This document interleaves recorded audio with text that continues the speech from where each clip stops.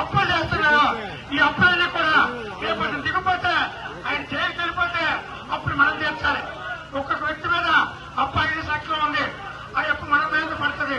కాబట్టి అప్పు చేసి పప్పు కూడా సంక్షేమ పథకాలు కాదు కావాల్సిందే. సంక్షేమతో పాటు అభివృద్ధి కావాలని చెప్పేసి అభివృద్ధి చేసేది ఒక అనుభవం ఉన్నటువంటి చంద్రబాబు వల్ల సాధ్యమని చెప్పి పవన్ కళ్యాణ్ గారు చంద్రబాబు నాయకత్వంలో మన 3 పార్టీలు ఏకమవ్వాలి. ఈ ప్రభుత్వాన్ని గట్టిదించబట్ట పెద్ద పోరాటం చేయాలని చెప్పి ఈ యొక్క మరి పవన్ కళ్యాణ్ గారు అలాగే నిర్ణయం తీసుకున్నారు. కాబట్టి మనం అందరం కూడా ఈ యొక్క తెచ్చుకోవాలని అంతమందించాలంటే ఈ యొక్క బీజేపీ తెలుగుదేశం జనసేన ఉమ్మడి అభ్యర్థి లలిత్ కుమార్ గారికి ఒక ఓటు వేసి, లలిత్ కుమార్ ఎంపీ అభ్యర్థికి మరొక ఓటు వేసి సైకిల్ గుర్తు మీద ఎవరి ఓటు వేయాలని చెప్పి జనసేన పార్టీ తరఫున మీ అందరికీ విజ్ఞప్తి చేస్తూ సెలవు తీసుకుంటున్నాం.